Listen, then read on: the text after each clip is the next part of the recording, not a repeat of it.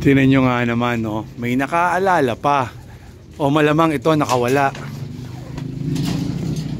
Meron tayong ibon. Duda ko sa balatan to nawala.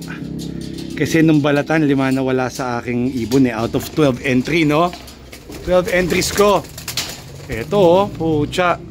Ito. Anong ring number mo? Dumi. So ito, mukhang nahuli na to ng bata eh, oh. O, diba? Ngayon, titingnan natin kung sino magulang mo. Pero for now, alisin natin yung kalaban mo. O, yan, o. Duda ko to nga, balatan. Yan.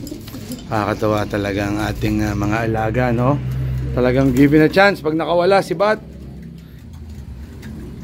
Nakita ko sabi ko may nag-aaway. Eh, yan, o.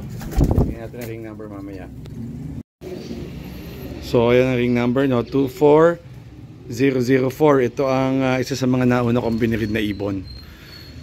So papalakasin natin, try natin makahabol ng summer.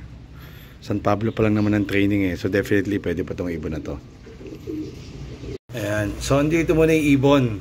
Kakwarantin natin. Tapos pupurgahin na rin natin. Dahil hindi natin alam kung saan ang galing to.